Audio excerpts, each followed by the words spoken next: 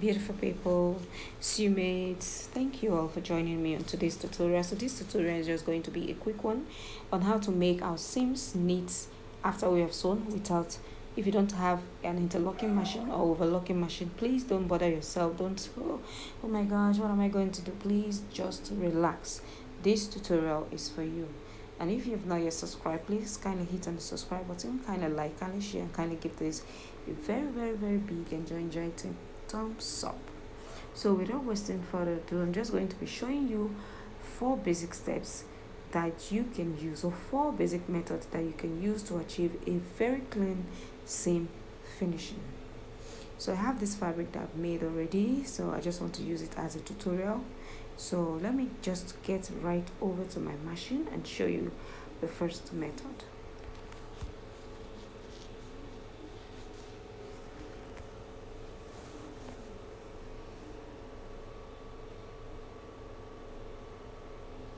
So for the first method, I'll be showing you how to make your seam very neat without an interlocker or without a weaving machine, as we call it in this part of the world. So you can see my sewing allowances on that fabric. I'm trying to trim out the edges so that I will have a neat finishing. So you can see the sewing allowances here. That's what we call our seams. So I'm going to show you the first method that I usually apply when I want to make my seams neat. So I'll just come to the extreme edge of my sewing allowances or my seams, and then I'll be showing you what I'll be doing right about now.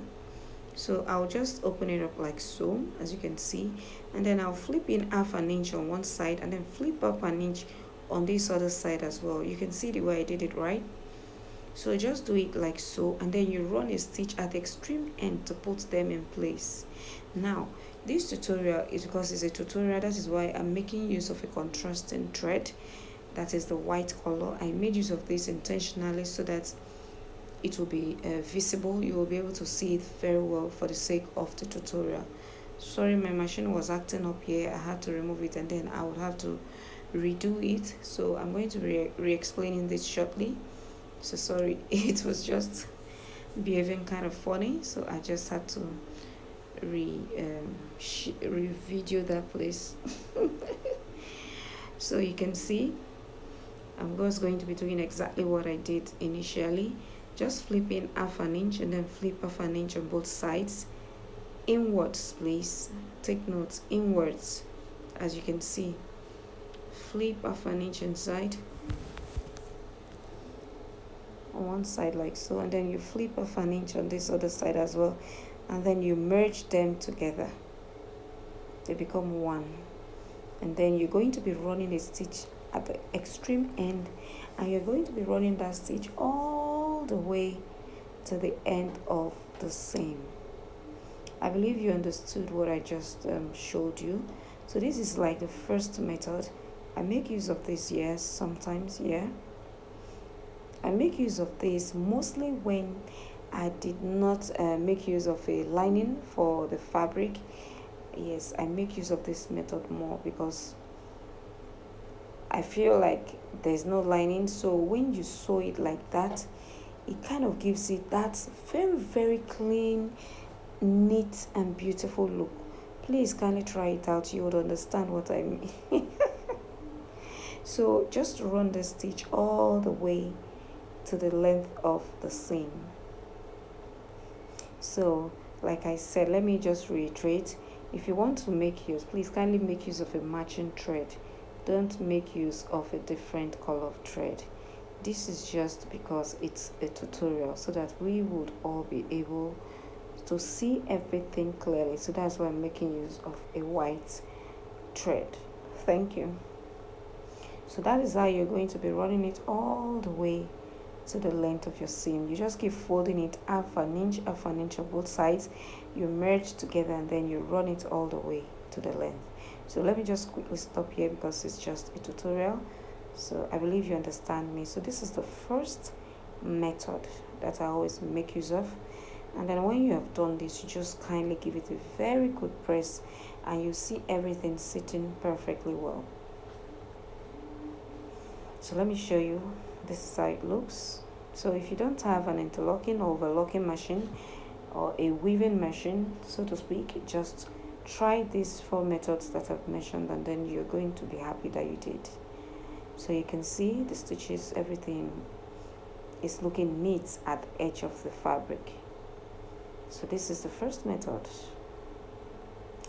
So I'm going to be going over to the second method very shortly.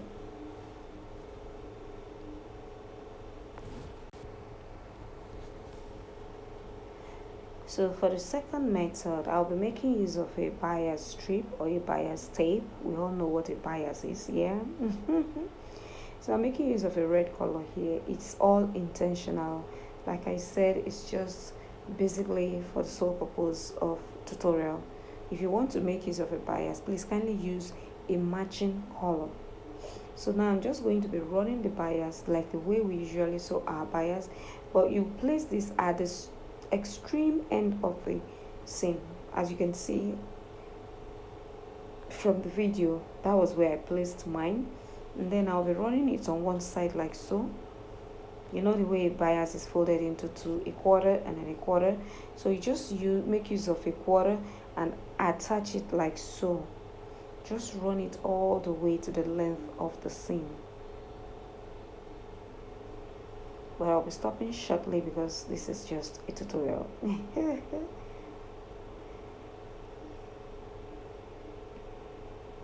So let me just cut it out here so that I'll just finish it up. So yes, I've run one side, and I already have a tutorial on my channel showing how to make use of a bias. So if you're a beginner and you don't know how to make use of a bias, please don't be scared. It's quite easy. Just check out my tutorials and then you get it on my channel. Thank you. And if you're watching this and you're not yet subscribed, please kindly hit on the subscribe button, kindly like and kindly share. So now I've flipped over the bias, and then I'll be running it all the way.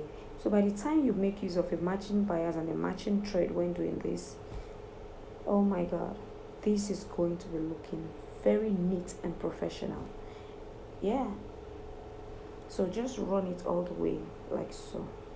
Like I said, for this method I basically use it most times for my trousers or my shirts and short makers. Yeah, I make use of this bias, especially around the crotch, all those side seams, everything. I make use of a bias. It makes your work neater, and it's neat. It makes it very neat. That is what I discovered. Yeah, so this is like the second method. Hope you're enjoying the tutorial. So if you have other methods that you make use of that is not in this tutorial, please kindly leave it in the comment section. We all are here to learn. Yeah, so if you have other methods that you make use of and it has always worked for you, please kindly leave it in the comment section. Share it, let's all learn. Yeah, so you can see this is the second method, that is making use of a bias tape. Yeah, so I'll be showing this from a far angle, yeah, just for you to see it from a far angle. Yeah, so you can see the first one I did, that is it.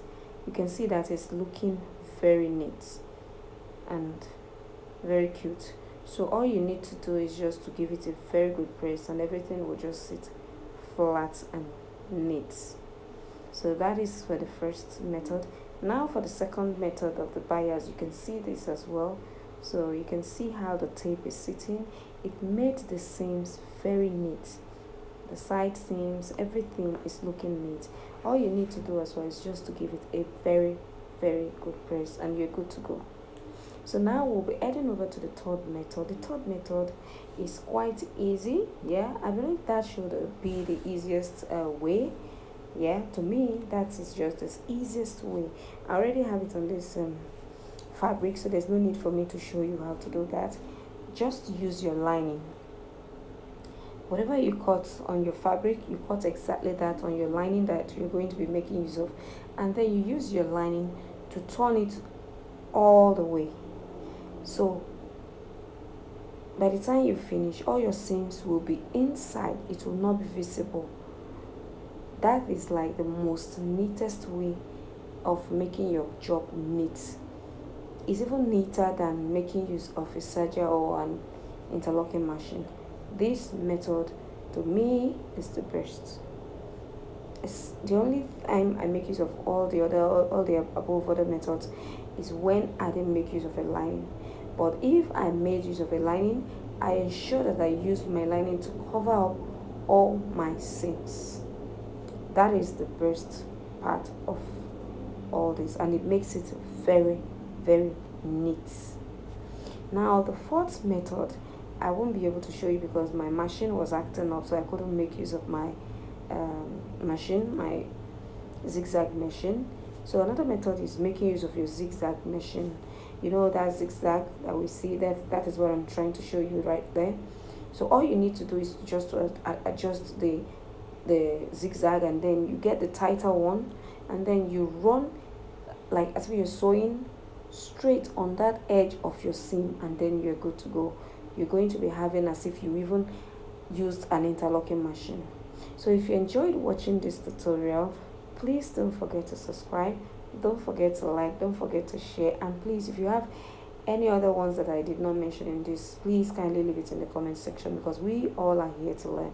Thank you all, and this is Junior Signatures, and I'm signing out. Bye.